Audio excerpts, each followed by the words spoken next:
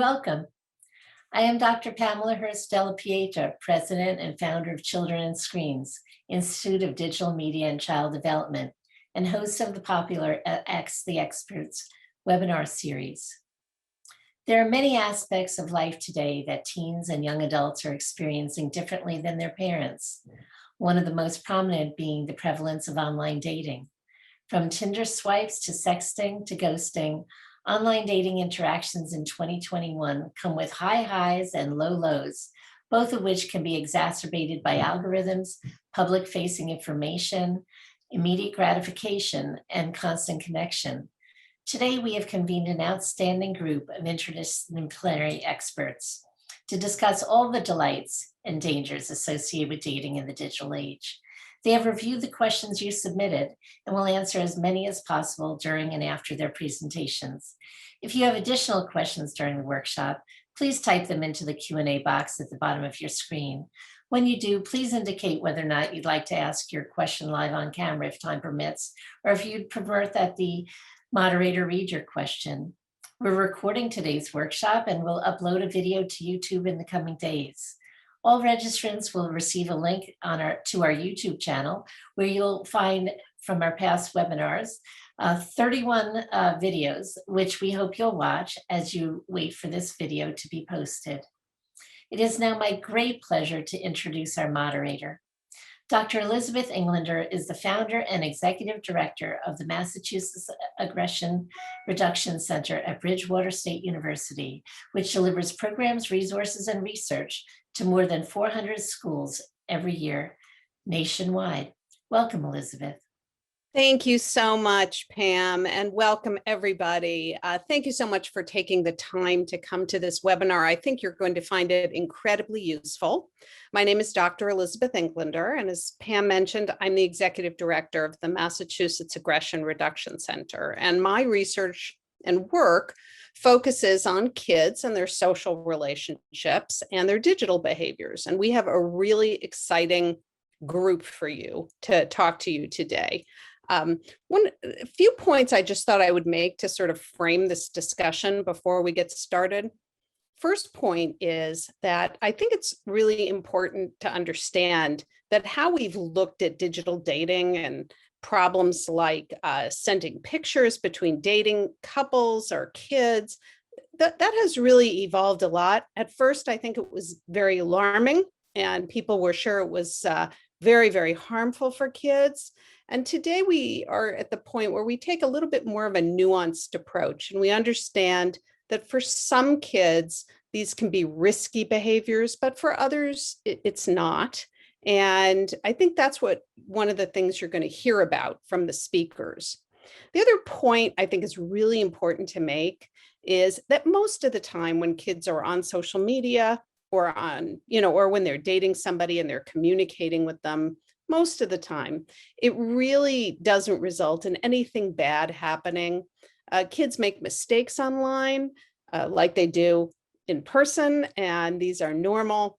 And it's really very, very unusual for anything really bad to happen, which is why you only hear about bad things in the media. All right, having framed it this way, let's go ahead and let me introduce our first speaker, who is Dr. Sarah Flicker. Dr. Sarah Flicker is a full professor in the Faculty of Environmental and Urban Change at York University in Toronto, Canada, where she holds a research chair in community-based participatory research. Her research focuses on adolescent health promotion and engages youth and allied actors in environmental, sexual, and reproductive justice, scholarship, and activism. So please join me in welcoming Dr. Sarah Flicker. Sarah? Good afternoon, everyone. It is a treat and a pleasure to be here today, and I'm so excited to talk about one of my favorite topics, which is teen dating. My research engages young people in thinking about risk and well-being and joyousness and sexuality, and thinking about how they want to come of age and become young adults in the world in ways that promote their health and safety and well-being.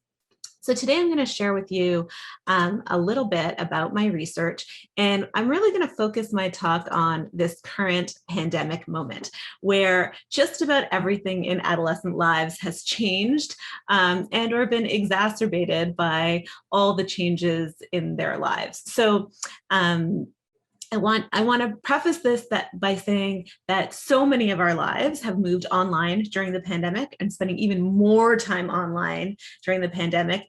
And what that has done for thinking about adolescent dating is exacerbated or perhaps amplified all the stuff that was there before in terms of how youth related to each other. So I'm sharing my screen here to just share a few slides with you. So I live in Canada, I live in Toronto, but I believe that the research that we've been collecting and the data we've been collecting on the impact of school closures in particular on young people's lives is most certainly relevant as well in the US and many parts of the country where children have been in and out of schools and in and out of lockdowns for over the last year. And we've seen that these have had impacts on their academic progress, on their mental health, on their physical well-being, and has again exacerbated many of the inequalities that were there beforehand. So kids that were having a harder time accessing the kinds of resources before the pandemic or having an even harder time during the pandemic as a result of all of these closures. So one of the big things we've seen, and this data is a little bit old now, it's about a year old, but we have seen this very worrying trend that young people, in particular school-age children, but teenagers, have had a worsened impact on their mental health as a result of the onset of physical distancing with the pandemic. And over the last year, we've seen a real kind of second hidden crisis around mental health as young people have suffered the impacts of isolation, of being away from their friends, their family, their peer support networks. And this is really important too, to remember as we contextualize, what does it mean for them to form and sustain relationships online when it's, for many, their only opportunity to form and sustain relationships over the last year. We also know that these impacts aren't distributed evenly, that young women in particular and queer identified young people have been disproportionately impacted. And we've also seen very worrying spikes in gender-based violence and family violence in the home over the last year. And so these are also really important to think about as we think about how youth are able to connect and find other people to connect with online for social support. So I want to invite you to have a little thought experiment in terms of thinking about what's going on for young people and thinking about their dating, and think about pre-COVID. If I asked any of you over a year ago, how risky do you think teen kissing is? For most of you, I imagine you would have thought that was a pretty innocuous activity, perhaps a rite of passage, perhaps something that most teens will experience at some point in their teenage lives, and that is a part of healthy, normal development in terms of figuring out their sexuality. But today, if as you ask parents of teenagers, like, how are you feeling about your teens having their first kiss?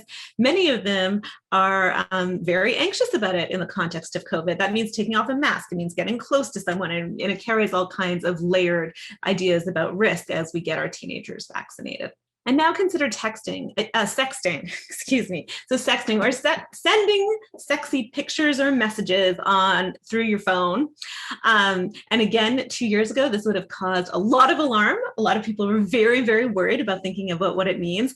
And now today, many people are thinking, well, is it better than them kissing in person? Like, what does it mean to have a romantic relationship that's totally mediated online? How can we support our teens to think about being sexual with potential partners in ways that feel safe or safer? And how can we coach them perhaps to think about how to imagine having that sexual relationship or practice having sexual relationships online in ways that feel safe and reduce harm, but allow them the freedom to have a first relationship? So when we're thinking about what this all means, things have really changed. And so in my lab, we've been doing research, in particular with teen girls, about what does it mean to experience their first relationship during a global pandemic.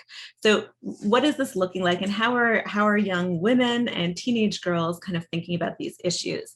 And so what we know is pre-pandemic that girls and young people in general were already spending a lot of their time online. So this data is from pre-pandemic. About 50% of teen girls reported spending most of their free time online already.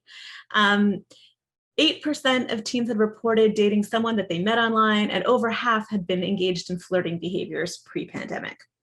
Over 70% of teens said they felt closer to their significant other because of these exchanges that they had online. So being able to text your boyfriend or your girlfriend made you feel closer and more special.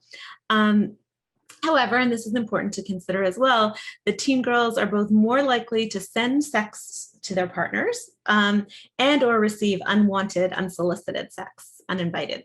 For example, quite common young women told us they received unsolicited pictures of penises that maybe they didn't necessarily want to come their way. So this was, again, pre-COVID, just to set the context of what was already kind of going on and what was a normal part of adolescent dating. So we've been doing these focus groups on Zoom where we invite young people to come and chat with us, much like today, where we'll get a group of 8 to 10 young women and we will have chats. And we've been doing tons of these weekly. We invite people pretty much through Instagram and Facebook, and they come and we have great chats and we talk about, okay, what is going on with your dating life online? And they've been really fun and we have learned a lot. One of the big things we learned, and again, this is unsurprising, is that pre-COVID, dating was mostly done in person, sometimes online, in terms of starting a relationship. But during lockdowns, the only option available is obviously online. So now more and more young people are telling us that this is the way they're starting relationships and meeting people because they can't go anywhere. So again, that's not surprising, but it is a big shift.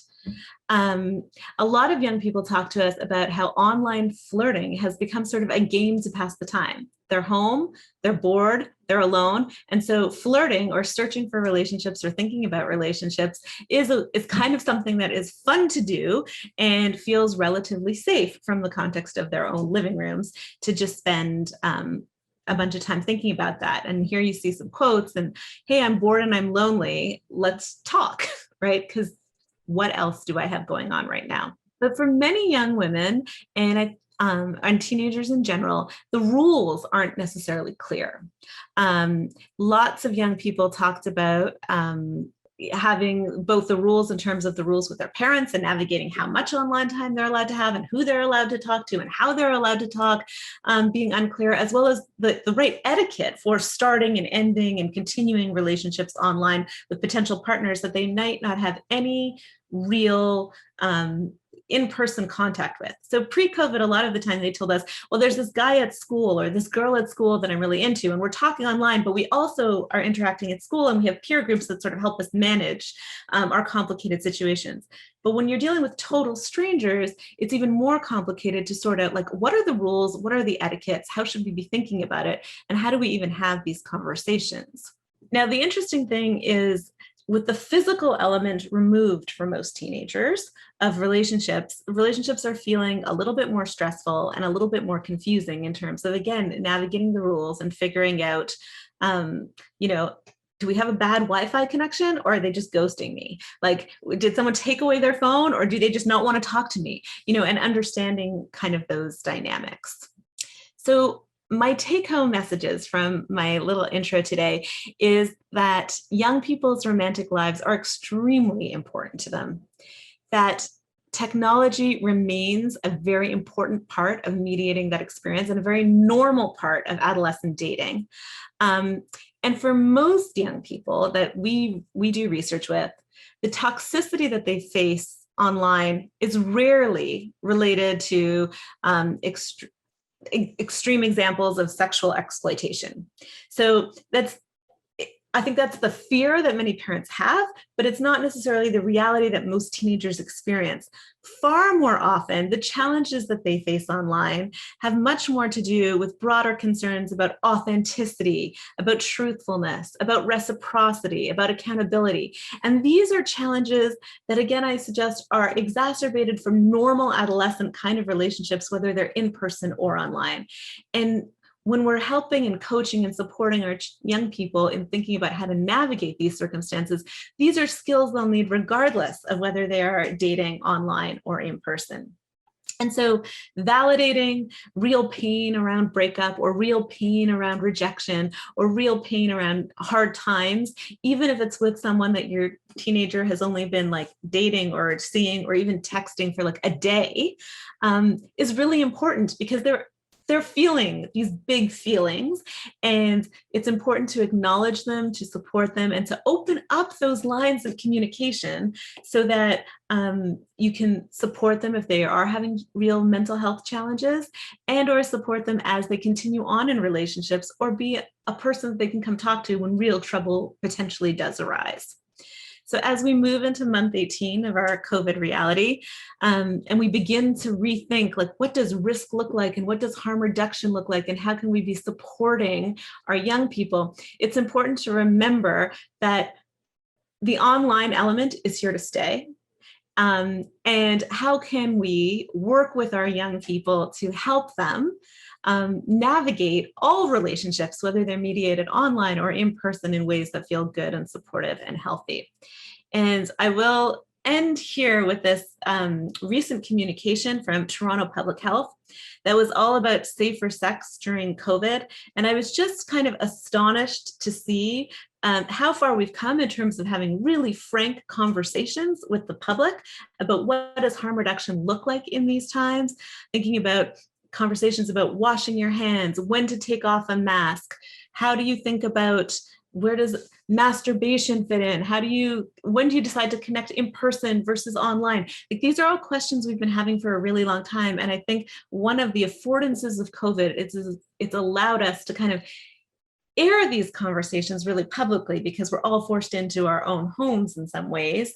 And to think about, okay, now that we're here, how do we want to proceed, and how do we want to give our teenagers the tools to ask the kinds of questions that will help them navigate and practice these skills around navigation and consent that will serve them well long into the future. So I'm really delighted and open for questions. And I just want to take a brief moment to thank my postdoctoral fellow, Dr. Alana Goldstein, who's been side by side with me on this amazing research journey. So I welcome questions. Thank you, Sarah. That was so interesting. And I know we do have some questions from parents, and I'm going to sort of put them together and ask you a question that I think kind of puts this together. When we talk in our research about sexting, with how kids communicate with their parents, one of the things we really emphasize is how important ongoing discussion is with kids, just about what's going on in their lives and who they're interested in and what that person's like and how they're feeling about things. And I'm just wondering if you could give parents, especially as we come out of the pandemic and we have a situation where kids have been all online, but now they can translate into sort of seeing people in person again. I wonder if you could talk a little bit about how parents can start these kinds of conversations with their kids. Do you have any thoughts about that? I sure do. I think the conversations really need to start like even earlier. Like, who are you hanging out with? Who are you friends with? Who are you thinking about? If your kids are kind of using apps like Tinder, what's it like to sit there and watch them swipe this way or that way, and ask them questions like, why do you find this person attractive? Why not that person? The more you can kind of show interest in your adolescents' lives in as non-judgmental a way as possible that invites conversation and them to open up to you, the more you build that foundation for when you get into a harder conversation. And so thinking about as well, there's nothing that will get a teenager to act out like telling them they can't do something, right? So the idea to say like, you can never sext seems like a really great way of encouraging them to do that behind your back. So, again, inviting them into that conversation around, well, what's the point? Like, what are you trying to do? How can you act sexy in a way that maybe doesn't send a nude picture of your body parts? Can you send them a really cute smile shot? Can you send them, something more suggestive about how excited you are to see them that doesn't necessarily make you vulnerable later, and thinking about all the cyber safety issues there. So again, rather than shutting down and putting firm rules, I would really encourage parents to open up and have conversations and navigate those boundaries together in ways that invite them to keep talking. Absolutely. I think that's absolutely great advice, Sarah. Thank you so much. It's really, really helpful.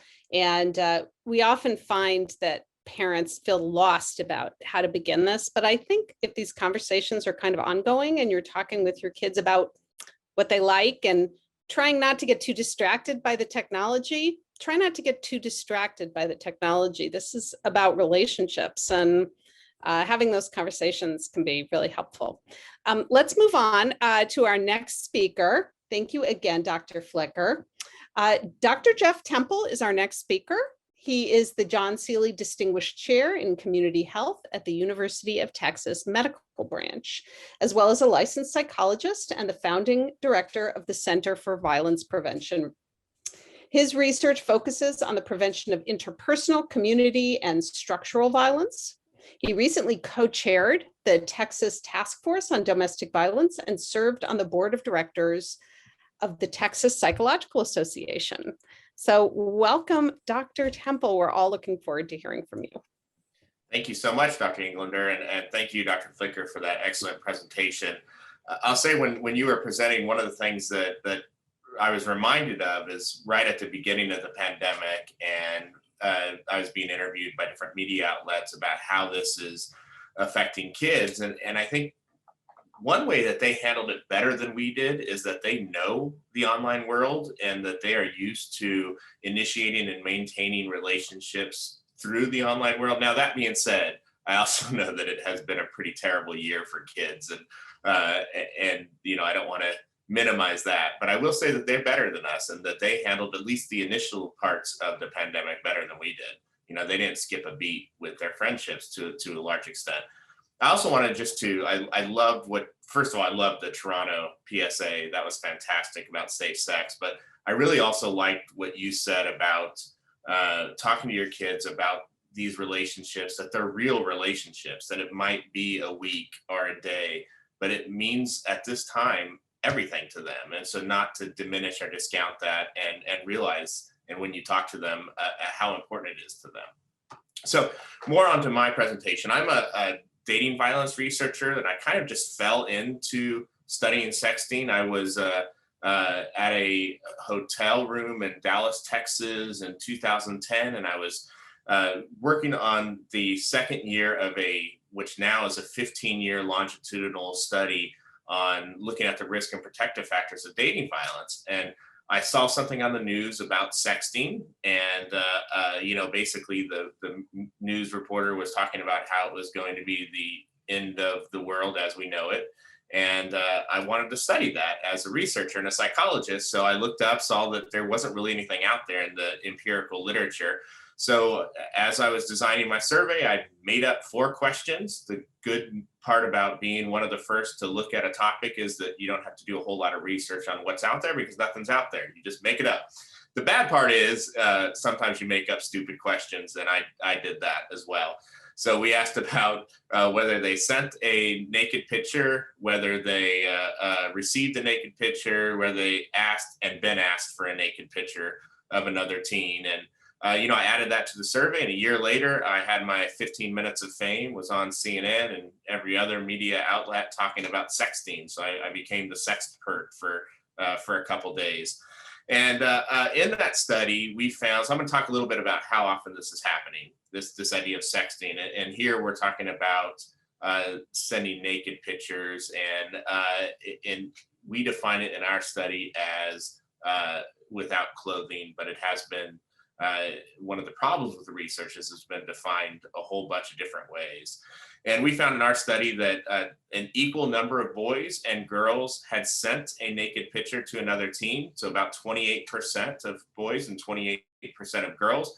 And remember that this is in 2012, before smartphones were as ubiquitous as they are now. And perhaps not surprising, over 75% of girls were asked to send a naked picture. So I would bet that if that was repeated today, and it has been actually, and it is a lot higher, that pretty much every teen girl or young adult female has been asked to send a naked picture through texting or through smartphones. So since then, again, this was in 2012, there's been quite a few other studies looking at the prevalence of sexting, and the rates really have varied from 1%, which is sort of laughably low, to 60 to 70% of teens sending naked pictures. So what we did to get a better handle on how much this is happening is we did a meta-analysis. And for those that aren't aware of what that is, it's basically a study of studies. So we took all the studies at the time that had taken place, and in this case, it was 39 studies on sexting that had, if you add all the participants, the subjects up from those 39 studies, it was 110,000 participants. And what we found was that 15%, again, this is 39 studies, 110,000 participants, so pretty nice representative sample. And what we found was that 15% of teens had reported sending a naked picture, and 27% had reported receiving a naked picture. What was really interesting about this is that, and maybe not surprisingly, the prevalence increased with age. So it was a 12 to 17-year-old sample. As they got closer to 16, 17, the prevalence increased. And also year of data collection. So this kind of goes back to the comment I made earlier, that more recent the data was collected that coincided with more smartphone use and younger smartphone acquisition, the higher the prevalence of sexting was. So now we know how often it happens. And one of the questions that I get asked is, do we care? So, and I promise I'll get to that. And I promise that my answer is yes-ish. So when I was on the media there in 2012, after the study came out, I was, it was a lot of understandably shocked folks that saying, "Oh my God, it's that high." But then when you ask people like the teachers or people who work with adolescents, it was, "Oh my God, it's that low." So there was this surprising difference in how people responded to our results. But they always were shocked, and understandably so. You know, this was a scary time. It was when this was first happening. And what does it mean? Does it mean they're not going to become president of the United States or go to college or get kicked off their football team? And really what Dr. Englander said is that doesn't typically happen. And what I would do in those media interviews is I would remind people that, you know, more teens are having actual real live sex than they are sexting. So while I'm grateful that you're interested in my study and my results, and I'm glad to be here, we shouldn't forget about that. And we should continue to talk about safe sex and healthy sexuality and healthy relationships. So, Dr. Englander mentioned that earlier, that the online world and the offline world is kind of one and the same, that kids who are, sexually active in real life are probably going to be more sexually active online. And that's certainly what we found in our study and other studies. And so I think where we should be concerned, or where our focus should be on sexting, is in a few different areas. One is, let's use it as an opportunity to look at it as possibly a marker for future sexual behavior. So that if we know that teens are sexting, if we catch a teen sexting, then let's use this as an opportunity to continue our conversation about sex and safe sex and healthy relationships, as opposed to punishing them. Now that being said, I think our other focus should be on coercive sexting or non-consensual sexting. So this is, someone sends a picture that was not asked for, or someone says, "Hey, send me another picture, or I'm going to send the one you already sent me to a bunch of other people." That stuff we still need to focus on. That's really where our focus needs to be. And lastly is, and let me just say that when we look at the health effects of sexting, what we really think is happening now, and Dr. Englander's stuff has shown this as well, is that it is probably not the consensual sexting between a 16 or a 17-year-old that is related to negative consequences. That it is the early sexting, so 13, 14-year-old, where that is too early to have sex in real life and it's too early to sext. We also see the negative consequences when it's coerced. So just like real life, when sex is coerced, that's when you see the negative consequences. So, that's really where our focus should be, is on those coercive, non-consensual, younger sexting, as opposed to consensual sexting between a 17-year-old. Now, I often lately have kind of come around, and Dr. Englander has been one of the leaders in this thinking. Is, when I first started, it was sexting is a risky behavior and it's going to be associated with other risky behaviors and we got to stop it. And as I've come to study it and understand it more, I've appreciated the fact that it is, just like real life sexual behavior, a normative thing, a new normative courtship behavior that we all would have done if we had smartphones, that in the 1400s, that if they had smartphones, they would have done it as well. And that we would be worried about a 17-year-old who wasn't interested in sex. So, it's hard to talk about that normative behavior without sounding like I'm saying it's okay or condoning it. That's not what I'm saying. I'm just saying that it's not surprising. Thanks, Jeff. That was really interesting. And I love hearing about your research. We had a really great question that came in earlier that I want to pose to you, but I'm going to sort of put it together with a question of my own, which is that one of the things that we've noticed in our lab in looking at sexting was that it seemed to really be very similar to all of the dynamics, the gender dynamics and the sexual dynamics that we see among kids being sexually active in person. And it really seemed to be a very similar behavior in a lot of ways. So given all we know about why kids stay in relationships that are not healthy or that are actively abusive, why do you think kids who are in digital dating relationships that are abusive stay together? Yeah, it's an excellent question. And I love it too, because I've been talking about this for 25 years and looking at violent relationships. And one of the common refrains is, well, why does she stay with him in a violent relationship? And it's, what we talk about is relationships are hard and they're hard to get out of. And we're not taught on how to get out of them. We're not given these relationship skills, and we don't get into a relationship with someone because they are abusing us. Initially it is because we care about them and they care about us, and we develop feelings for them and we start to love them and they love us and we do things for each other.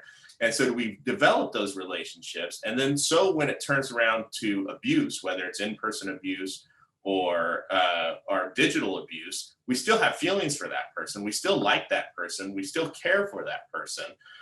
So it's much more difficult to say, why doesn't he or she just leave that person? Because there are feelings there. There's also, there's stress with leaving a relationship. One, it could be the stress of just being alone, or in reference to our talk today, having to go on dating sites or having to figure it out again and having to be nervous about finding someone else.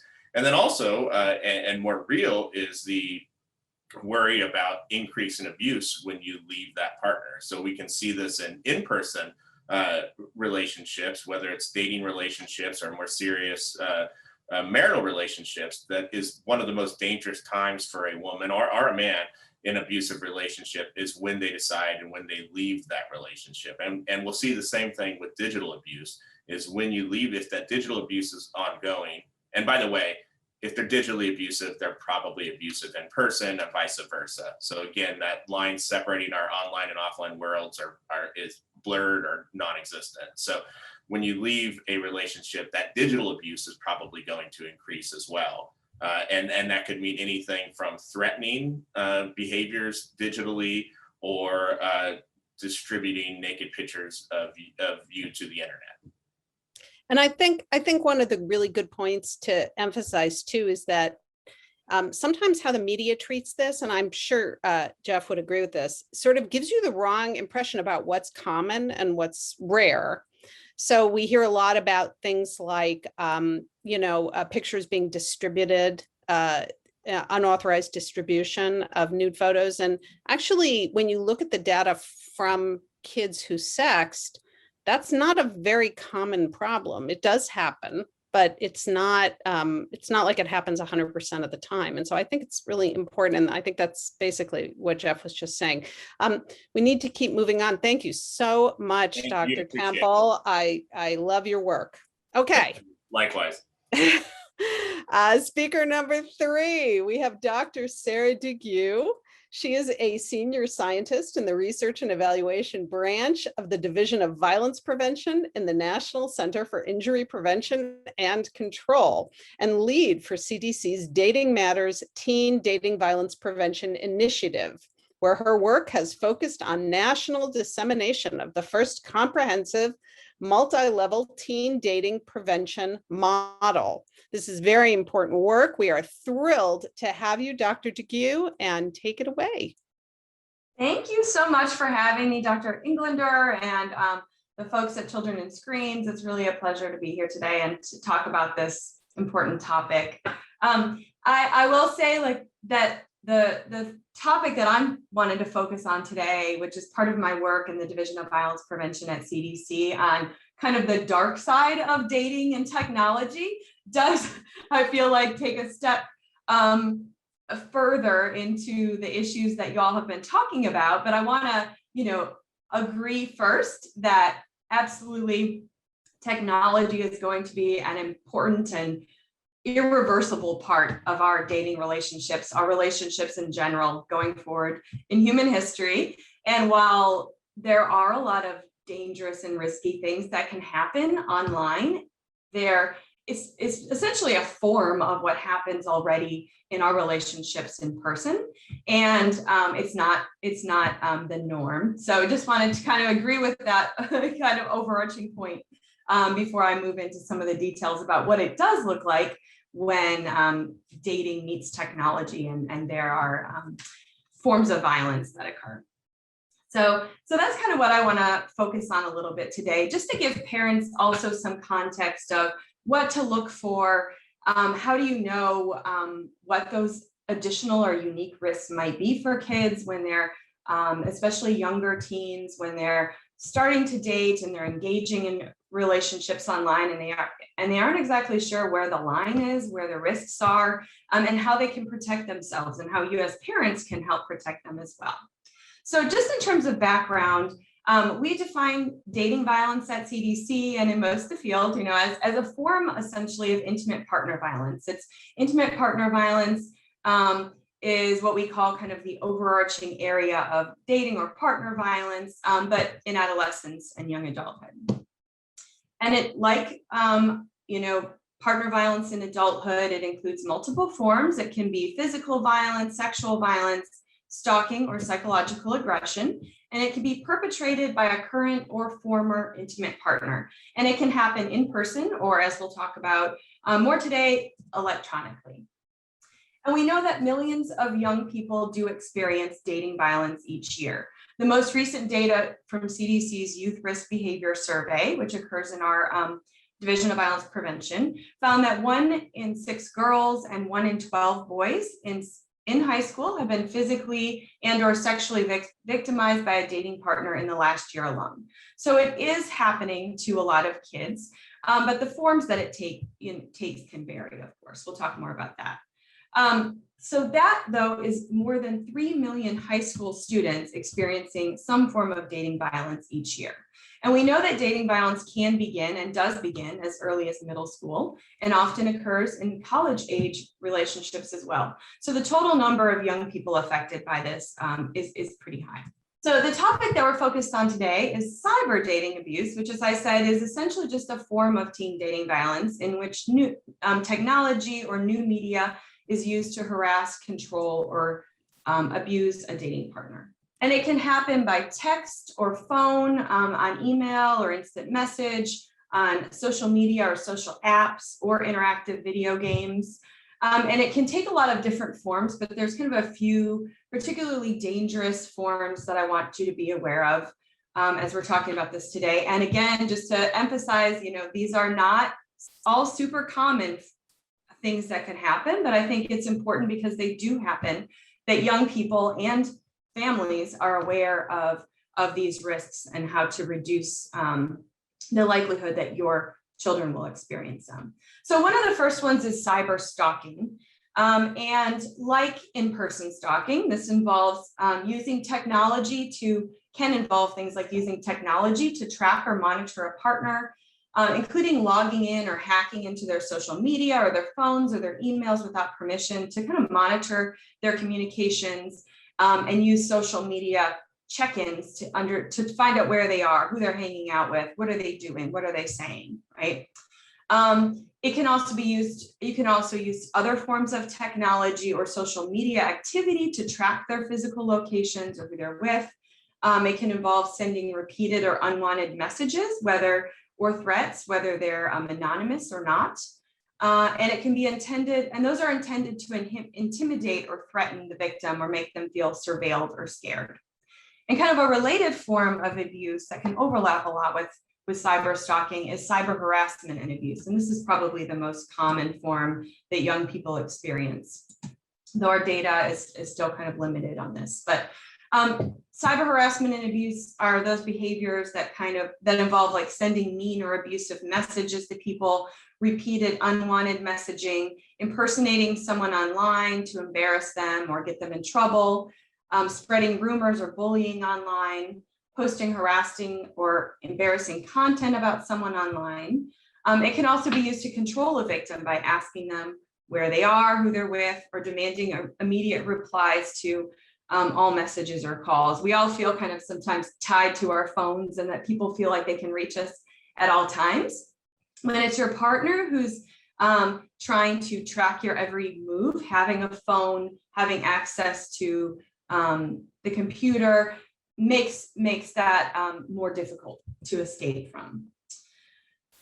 There's also a lot of behaviors, that are similar to the kind of psychological abuse that happens in person, but its effects on the victims can actually be amplified by being online because other people can witness it. There can be public embarrassment that's harder to get away from. And they might feel like, as I said, they can't really get away from their abuser because they're always tied to some kind of electronic way that they can be reached and tracked. One study that came out recently highlighted some kind of real world examples of what kids have experienced.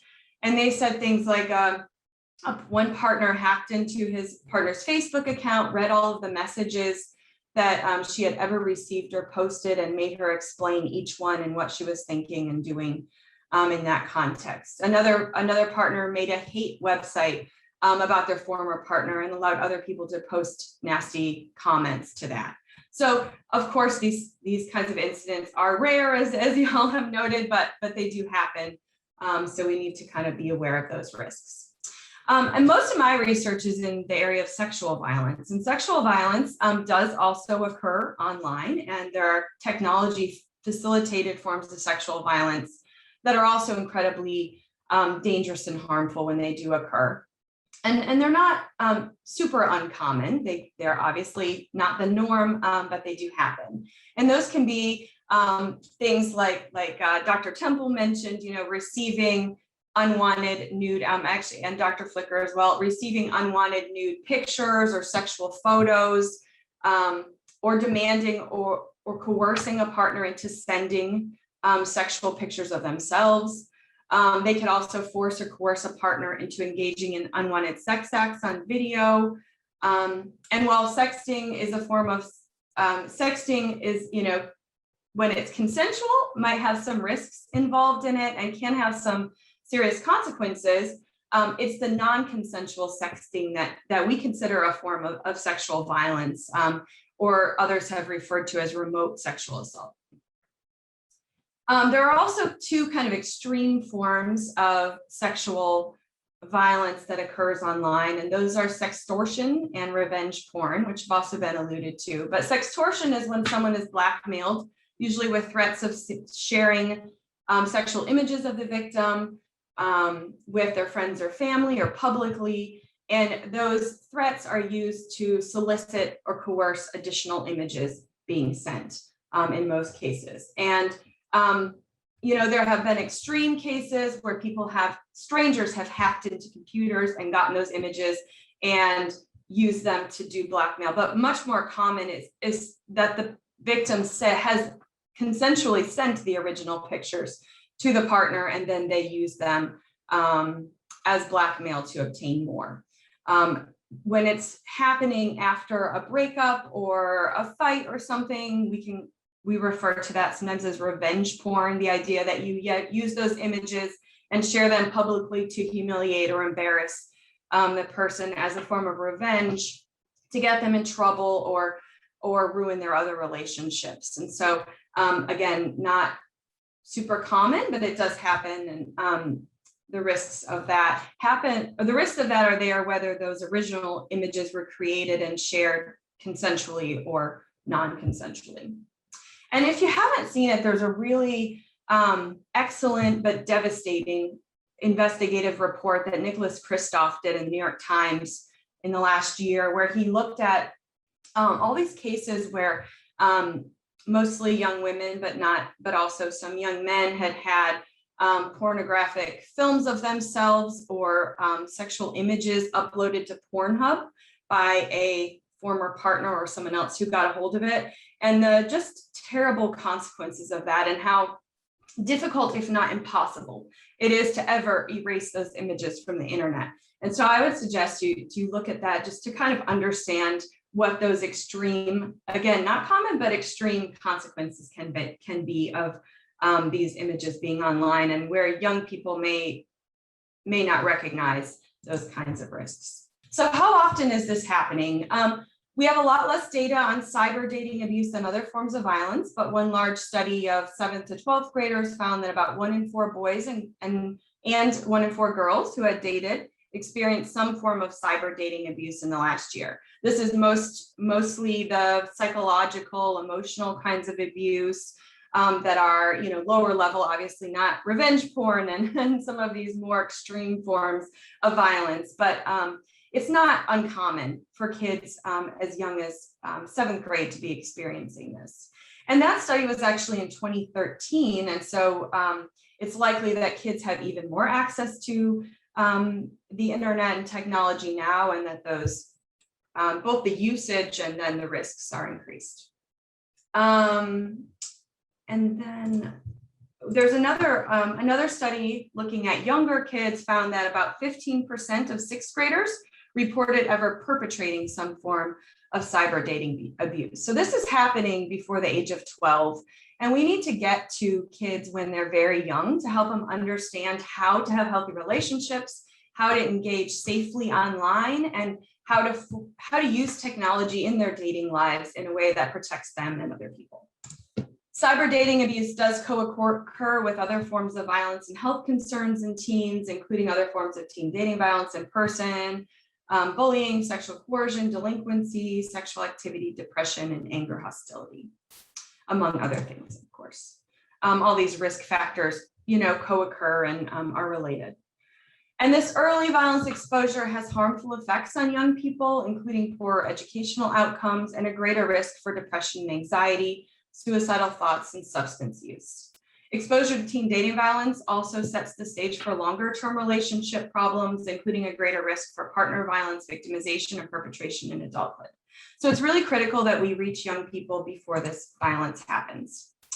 The good news is that we know that parents can help protect their teens from dating violence, both online and offline, and that there is a lot that we can do, both as a society and as parents and educators. So to help prevent teen dating violence, CDC developed the Dating Matters Comprehensive Teen Dating Violence Prevention Model that Dr. Englander mentioned in my introduction. And it includes a lot of coordinated violence prevention strategies across contexts to reduce risks for teen dating violence and promote healthy relationships and healthy relationship skills starting in middle school. For youth and their parents, trainings for teachers and other activities that happen at the community level. with the intent to really create community level change rather than just working at the individual level with young people. And it's now available across the country for free online on our website if you're interested in talking to your schools about starting some Dating Matters programs. But what I want to share today is just some of the tips that are highlighted in the parenting programs from Dating Matters, which are programs intended for parents of 6th, 7th, and 8th graders. And so they're really focused on getting to young people as those relationships date first, different kinds of peer relationships where they're more separate from their parents and engaging on their own, but also as the dating and romantic relationships start to evolve in that age group as well. So the goal of Dating Matters is to help our kids learn how to have healthy, safe relationships and to expect respect from their partners, right? And one of the main messages is that parents are the best relationship and sex educators. The research says that talking to your children about relationships and sex does not increase the likelihood that they will become sexually active. In fact, talking to your kids about sex and relationships will decrease the likelihood that they'll engage in early sexual activity. Open, responsive parent-child discussions can postpone or reduce sexual activity in teens and may reduce the risk for sexual and other forms of dating violence as well. We also know that if they don't learn it from you, they'll learn it somewhere else. Those sources may have less knowledge, resulting in more risk behaviors for your child. They may not share your values, the other sources, and they may not have accurate information. So, there are a lot of great resources online. If Dating Matters isn't available in your community at this point, where you can find helpful information to start these conversations and give your kids that kind of accurate information early. And we do need to start early. Remember that 1 in 6 sixth graders are already engaging in some kind of or perpetrating cyber dating abuse, and victimization rates are likely higher. So we need to start having these talks early and often. One tip from our parent training that I find very useful is our facts and using the facts plus values formula. And that means when you're talking with these things about your kids, you start with the facts. Just provide accurate information without any value judgments or opinions. For example, you could just explain, what are condoms? How are they used? How do they protect against pregnancy and STIs? Right? But then you follow it with the statement of your values, adding your own expectations or personal perspective about the issue. So you might say that condoms should be used every time you have sex unless you're in long-term exclusive relationship and using other forms of birth control or whatever your values would be. Dr. DeGue, I don't want to interrupt you, but we're running over and we do want to have some time for questions. So how are we doing in terms of your I can stop timeline? there. Yeah, the only other, these are widely available online. So I'll just say really quickly that, you also want to look at some tips for how to teach your kids to use technology safely and recognize the signs that they might be exposed to dating violence so that you can intervene. And I'll stop there. Thank you. Thank you so much. That was incredibly interesting and I think very helpful, very good tips. I do have a question for you that comes from one of the parents, and that is that I think that most people, the vast majority of parents who are watching this, are never going to have any situation where their child does a video that's put up on Pornhub. I mean, that's a very unusual. So given the kind of sort of more typical problems that parents might have with dating and with dating violence or digital forms of dating violence, do you have any thoughts about sort of how parents can start those conversations? What kinds of behaviors should they look for that might indicate a problem? And what kinds of basic ideas should they cover in those conversations? Yeah, I think, what we try to talk about in our programs is that you need to start really early and talk about things at the right developmental level. So when they're young, you can introduce body parts and being kind to your friends. And as you get older, you teach them about, sexual behavior in general and how babies are made, right? And what dating might look like. You could also model those behaviors in your own relationships. to show what healthy relationships look like. And that's of course really helpful. But as they get older, it becomes a little bit trickier to talk about some of the risks that exist, and some of the things that are just harder for parents to talk about. And I think preparing for those conversations and knowing what your values are, what the information is that you want to share, and preparing and planning and being really thoughtful about what you want to say is really a helpful idea. And sometimes talking to other parents about that can be helpful as well. Obviously, some of these extreme examples are rare, but I think letting your kids know that there are real risks, and when things are online, it's much harder to take them back than if they're happening in person with in smaller groups or with just one other person. And so I think it's a real risk that we need to talk to our kids about as they're young and they're just playing video games online with their friends, and as they age and are engaged in dating online as well. Yeah, in that vein, just one more question. Then I have a couple of questions that I think I'd like to open up to the whole group that would make for an interesting discussion. But in sort of best practices in sex education, we talk to kids about what the risks are. We make sure they understand the risks, but we also talk to them about what the relationship is. Like, what is your relationship with this person? And sometimes parents talk about using other kinds of techniques, such as taking phones away or techniques like that. How do you feel about that as a strategy if you're concerned about a relationship child's in? Sarah, I was thinking of this for you. Sarah DeGue, I was thinking of this for you, but anybody could answer it. Does anybody else? I would love to, but I don't want to steal anyone's thunder. Yeah, go for it. So I think that my response to this has always been that kids are smarter than us, and they're like little terrorists, and they're going to figure out a way to get access to phones, whether it's their friends or an old one that they use Wi-Fi through. I think policing is probably the wrong way to do it. I think it depends on how severe what's going on, but I think generally speaking, policing and taking away the phone is probably not the right approach. I definitely prefer, and I assume all the other panelists would as well, is a prevention approach and a promotion of healthy relationship approach, so that it never even has to get to that. So if we can talk about healthy relationships, healthy online and offline, digital citizenship, all of that, then that we can do a better job of even ever getting to that. Because again, they're going to figure out smart ways. They have apps on their phone that look like a calculator, that when you do a formula, that's the password to see the pictures that you're hiding. They're going to find ways around our policing. So rather than playing whack-a-mole, I think we have to start before that and teach them healthy relationship skills. I also think one of the things we found in our research years ago is that taking away the phone could stymie kids, but today it doesn't at all, because there's so many devices out there. They're everywhere. Every one of their friends has a phone.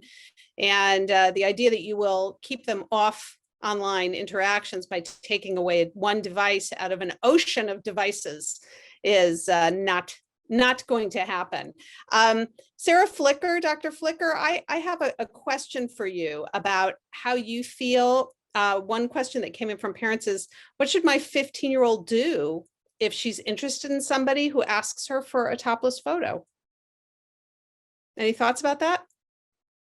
Yeah, I think that's a great question. And I think it's a real question, because she's going to get asked. As we heard from Dr. Temple, it will happen. So my advice would be to talk to her about, what does she want to do about it? Right? So rather than sort of suggest there's one way of doing this, kind of flip it back to her. How do you feel about being asked? What would you like to do about it? How do you want to respond to it? What do you think will happen if you do X, Y, Z? Almost play out a choose your own adventure with her, so that you can have the conversation and brainstorm possibilities. So when I've seen this done best with a group of peers, because I like to do this in some of my focus groups and some of my research, is we'll put it out to a group of teen girls. So how many of you have had this? And they all like are like, yeah, me. And it's like, what can we do about it? And, so they come up with some really creative examples, like, what about putting on a bikini? So you're sending something sexy, but you're not sending your boobs if you don't want to do that. Or what about, responding back with a joke? Or what about, flipping the conversation, putting on a cute outfit? So they can come up and brainstorm with how they want to respond and figure out if and when they are ready to send a nude back and they want to do that, how do they want to do that with their face, without their face? Like really thinking about all the possibilities with them and supporting them in making thoughtful decisions so that they understand the various opportunities and consequences, including saying like, just no, like, I'm not going to do that. And if you don't like me anyway, well, too bad, so sad for you, as a very viable option in the list of options.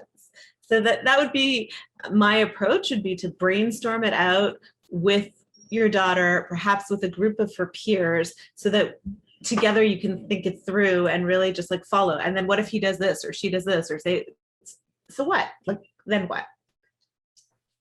So I think the big advantage of that kind of approach too is that you're really teaching her how to cope with these kinds of things. I mean, you're not just saying, how are we going to deal with this situation? You're saying, this is how you deal with these dilemmas. When somebody asks you for something like this, you parse through all the possibilities. You think about everything you could do and what could happen. And I think that's incredibly helpful. Thank you so much. And I would just add one more thing, which is that brainstorming these skills together when they come in online, and you can do it asynchronously, like you have a break. The lovely thing about getting that invitation via text versus when you're with a partner in person and he's like, take off your shirt right now, I want to see your boobs, is with the mediated piece, you have time to pause, to think through, and that process will certainly help you, because it will not be the first time, I can promise you, or the last time, I can promise you, that someone asks to see a part of your body that you may or may not be ready to share. And so practicing those skills are going to be hugely important, not just for this moment, but for all future online moments, as well as future in-person moments, because it's the same skills around navigating consent that you'll need again and again and again. So sorry to interrupt, but I just wanted to. No, I think that's a great point. And one of the other questions that came in that maybe any or all of you could talk to, which I think is a really interesting point, is a parent asks, shouldn't my daughter or my child be worried about sexting? Like, shouldn't they be worried about doing this? And I think that is often something I hear from parents. Parents are very worried about it, and they're struck that their kids are not particularly worried about it. And I think that it's, I think that often with parents, the focus, because of that anxiety, the focus is on, how do I just stop this? How do I just stop it from happening? And I know that Dr. Temple has talked about this, and I have as well, is the idea that, can you actually stop this? Is there some magic thing that we could all do that would stop kids from dating online or connecting online or sending a sext? And Jeff, I would love to hear your answer to that question. No, I mean, the same reason we can't stop a 35-year-old who is dating and is courting, and the same reason that a 17-year-old, we can't tell them to not think about sex. I mean, it's probably not the best approach. And so I really like what Dr. Flicker had to say about navigating this and using this as an opportunity to practice consent.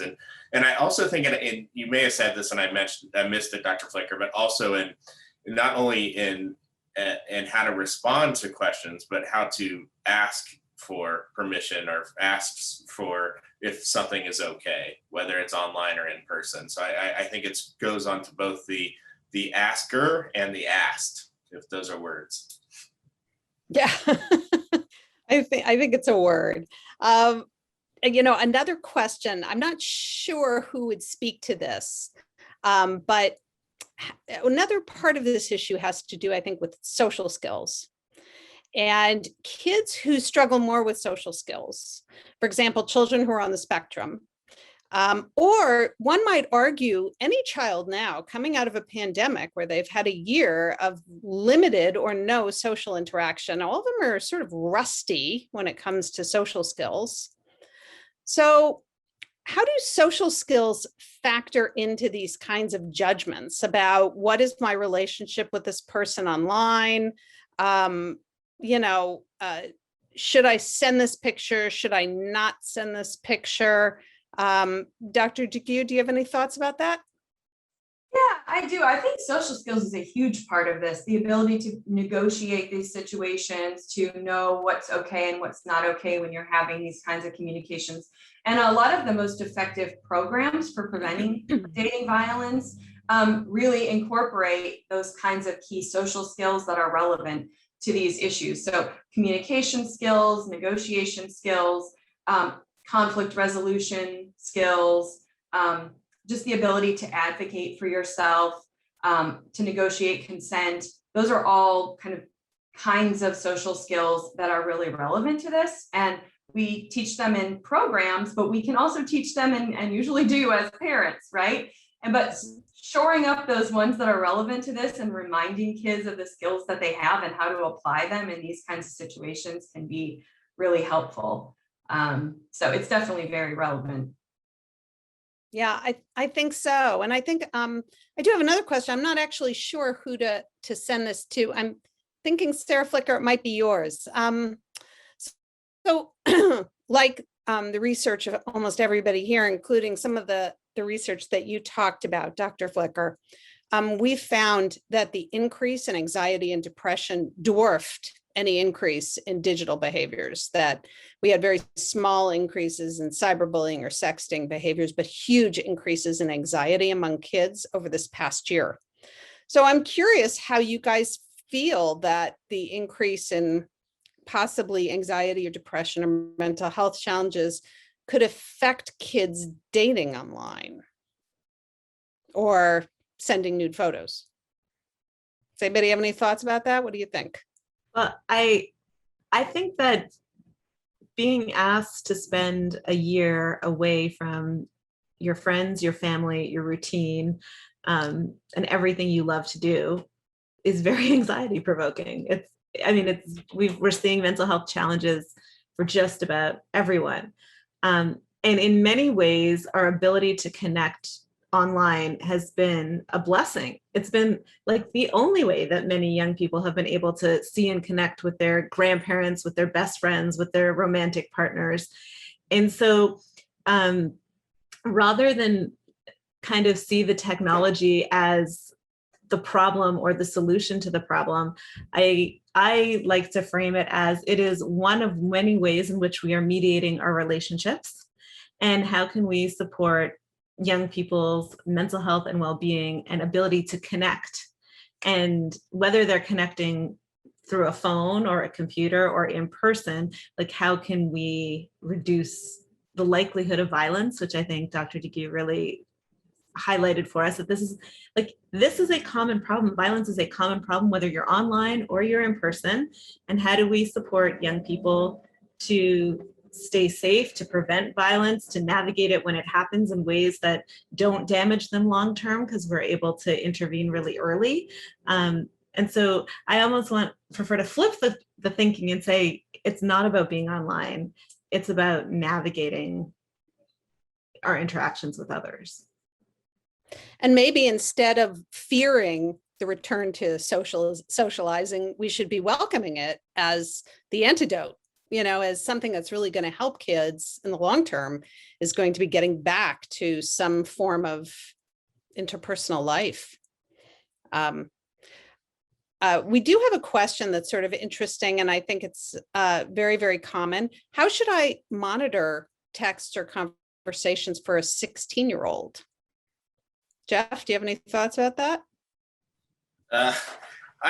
So one of the things that I thought was interesting, that a company approached me about I won't say what company it is, but where there was a computer learning model where it was that monitors the kids' phone use. And so if they sexted a picture, or if they talked about sex, or if they talked about more serious things like suicide, then it would ping the parents and say, hey, you need to check the phone. So the parents and the kids were both aware of this, that their phones were being monitored.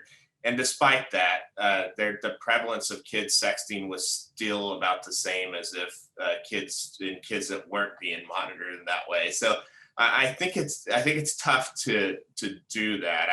I think the better approach is, and people could certainly disagree with me, is to have open and ongoing conversations with your 16-year-old about what it means to sex, what it means to share naked pictures, what it means to date, to be in healthy relationships, and that sort of thing, as opposed to monitoring. Again, I'm not taking away parents wanting to choose what's best for their family or their child, but that's sort of how I would approach it.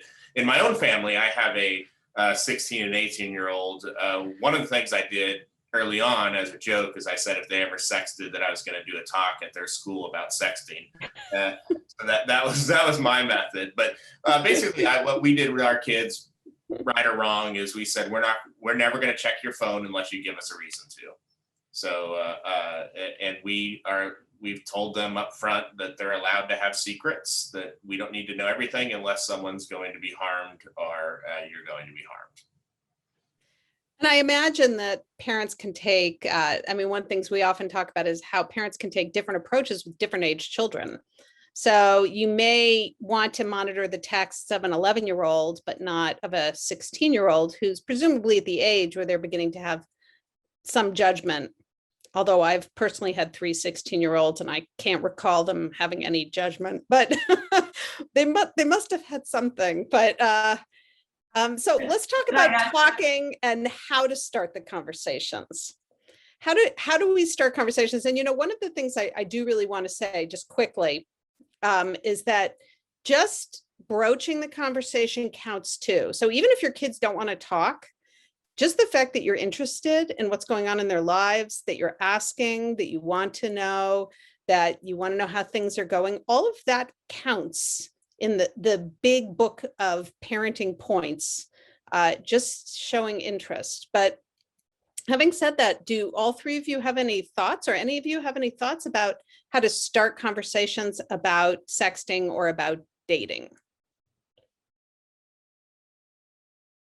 Nobody has any thoughts?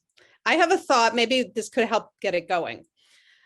So what I used to do with my kids is I asked them about other kids and what they had seen and heard about. So I said, well, I've heard a lot about sexting, and they knew that I was a researcher on it, of course. So I'm sure similar to Jeff's kids, they rolled their eyes when I talked about it. But I asked them, this is what I've heard about. This is what I've been thinking about.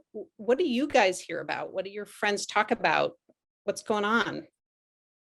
Yeah, I like that approach. One of the other things that I've suggested is, since there's a sexting story in the news about every few days, use that as an opportunity to talk about sexting and digital citizenship. And you can ask kids how realistic these stories are. You can say, do you think that this is realistic? Do you think that it's blown out of proportion? Now, they may think something that you think is a genuine danger is completely blown out of proportion. That would be very typical for adolescents. But the point is, you're getting them to talk. You're getting them to talk at that point. Are there any warning signs online that a relationship could be going astray? Sarah, DeGue, what do you think? Are there any things like, for example, if your daughter's dating somebody who suddenly starts texting her, constantly? I'm not sure that would actually be a warning sign, but what do you think? It might not be a warning sign if it's the normal kind of texting regularly that teens would do, or calling on the phone back in the day, but who calls each other anymore, right? But if your child seems anxious or upset, or they're worried that they're not going to respond to their text quickly enough, or they seem scared of making their partner upset or mad, that can be a warning sign. If they're hiding their phones or trying to, keep you from seeing what they're doing online or in their conversations, which some of that could also be normative. They don't want you to get in their business, but if it seems like it's an unusual kind of change in their behavior, that can be a warning sign. The warning signs for cyber abuse are really no different than the warning signs for dating violence or partner violence or even bullying in a lot of ways. So it's just kind of looking for signs that your child has changed mood, things that might indicate that something's off, and paying attention to those things and asking a lot of questions. So it might be the same signs that you might see if they were in an abusive relationship in person. Exactly. It's very, very similar. And in fact, like the others have said, there's almost no relationship now that's only in person, not online. Right. So every relationship has both of those components at this point. Don't get distracted by the technology. Don't get distracted by the technology. One other question I have for everybody is, I asked you before about how the anxiety and the depression during the pandemic might affect sexting or teenage dating relationships, but let's flip that around a little bit. Dating online involves a lot of things like, carefully taken photographs or curated sort of dating imagery of yourself and, your Uber boyfriend or whatever. And how do you all feel that impacts kids psychologically in turn? What do you think, Sarah Flicker? Any ideas or thoughts about that? I'm not a psychologist. So, okay, that's fair enough. But I did have a thought. I want to go back 2 questions when you were like, Sure. How do you start this conversation? Sure. And it's a minor tip, but it's something that I'll throw out there, which is using time in a car. Because a car is a great opportunity where everyone is strapped in and you don't have to make eye contact. And you have like a chunk of time. And I would invite parents to consider, like, as they are driving their kids around and picking them up and dropping them off, to use that time to very casually bring up, in the way like, oh, I saw on the news, or I heard, or what are you learning in school? Because that can be a lot lower pressure than showing up in your kid's bedroom being like, we need to talk. Let's have a serious conversation. That will drive most teenagers away. So I would invite you to find strategies. Maybe you don't have a car, maybe you're like on a walk somewhere, but finding a way where you don't have to look face to face. You don't have to start with, this is a serious conversation. You can start very lightheartedly and return to it. So that's the other thing is sometimes the first time you broach a subject, they've got nothing for you. But by like the 3rd or 4th time, now it's like something mom asks, and maybe they'll be more kind of open to it. So that wasn't the question you asked at all, but sometimes I think that's okay. We have a licensed psychologist with us, luckily, so we can go to him. One other point, though, I would just make about Dr. Flicker's idea is that it's not a bad idea to get kids in the habit of not looking at their phones in the front seat of a car. So kids do learn to drive. I realize that's very frightening for those who have children under 16, but they do eventually drive. And so getting them in the habit of saying, we don't use cell phones in the front seat of a car is a habit that can literally be life-saving. So saying, put your phone down, let's just talk about something, even if it's lighthearted, I think is a great thing. Now, Dr. Temple, our resident clinical psychologist, tell us how social media sort of depiction of yourself and your relationships affects kids psychologically. Yeah, I promise to get to that. I want to say one thing about Dr. Flicker's point about the car. I love that example, and I think Dr. Englander has heard me talk about this in the past. Is when I was on radio or whatever talking about sexting, invariably the host would ask, so what should parents do with their kids, and how should they talk to them about that? And I think kids throughout the country hate me because what I would say is, well, if you're driving in a car, pull over right now and have a conversation about sex and safe sex and digital citizenship. So I hope that happened to at least a few people, and a few kids are real mad at me. In terms of the social media and self-perception and so forth, there's been good research. I have not done this research, but from a psychological standpoint, seeing yourself and being on 24 hours a day, 7 days a week is taxing. And it's when I was in high school, I would have baseball practice, and then I'd go home and I'd put on my jammies and hang out with my mom and watch 21 Jump Street. And that's real hard to do right now. There is this, when do I post stuff? What do I do in the posting? What picture makes me look perfect? And so there is this high expectation and this bar that has been set so high. But I will say that it's not necessarily anything new, right? That in the 80s it was magazine covers, in the 90s it was sitcom stars that had this striving to be something that is impossible to be. And I think social media is just a scary extension of that. So it's certainly something that we need to be mindful of and talk to our kids about as well. And I think talking to them about it is actually the best weapon we have. One of the things that we found in our research is that when kids are aware of how photos affect them emotionally, when they talk about it, they all know that seeing photos over and over, a lot of the photos are kind of fake, they're curated. But when they talk aloud, especially with other peers, about how, oh yeah, it gets me down if I see it over and over again, or this looks staged, then it sort of helps them deal with it emotionally. So I think talking about it is actually the most powerful weapon we have, because we cannot turn it off. There's no way to turn it off. One other interesting question, a really interesting question just came in that I thought I'd like to share with you guys. There's somebody wrote in that they're a single parent and they have been dabbling in the online dating scene themselves. And they're wondering how much of their experience they should share with their kids, because they're kind of worried about their kids also being out there. And how much of their own experience should they share with their kids? Any thoughts about that? Anybody want to stick up their hand? No thoughts? Come on. I'll try. All right. Dr. DeGue, what do you think?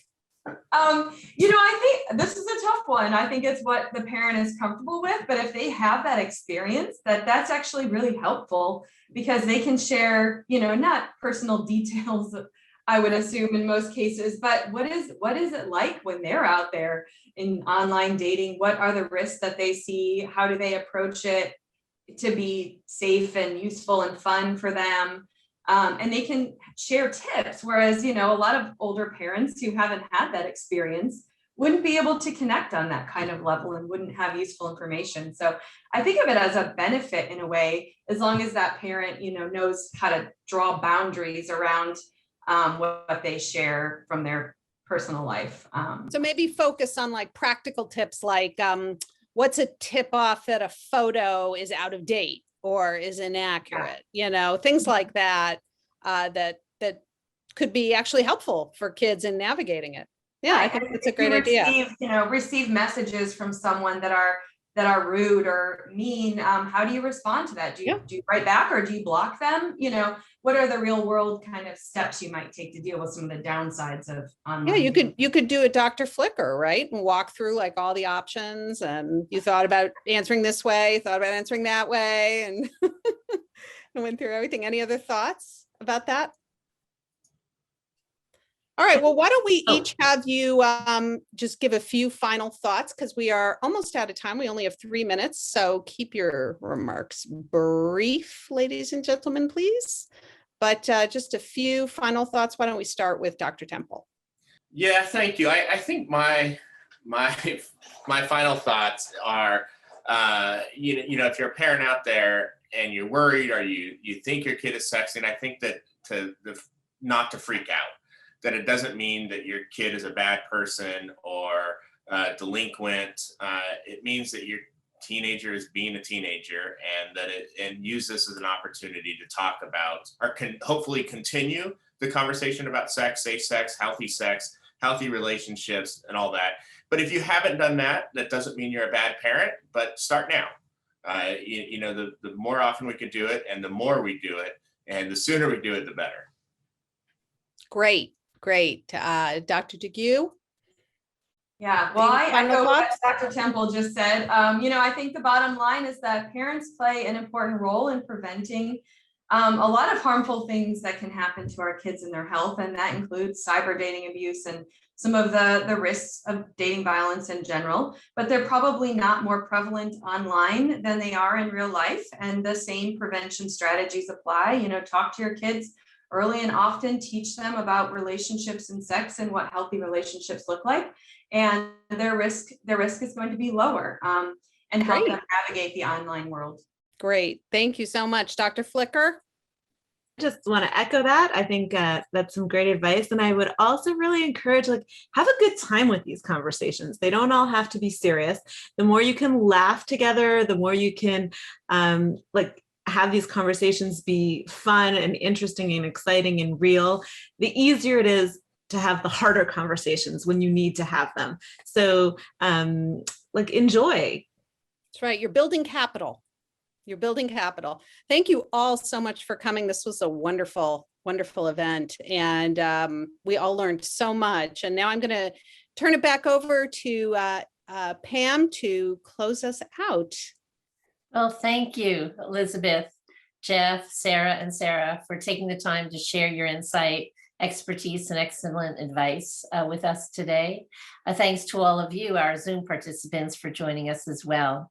To continue learning about this topic, be sure to visit our website at www.childrenandscreens.com and read our tips for parents and other resources. We'll post a video of today's webinar on our YouTube channel, to which we encourage all of you to subscribe. And we hope that you'll share our resources with your fellow parents, teachers, clinicians, researchers, and friends. For more from Children and Screens, please follow us on Instagram, Facebook, Twitter, and LinkedIn at the accounts shown on your screen. Our Ask the Experts webinar series is taking a summer hiatus so that you can all enjoy this time together with your families. We're open all summer and welcome your suggestions for our fall and winter webinars. We wish you all a restful and joyful summer season. Thanks again for joining us today. Everyone, be safe and well.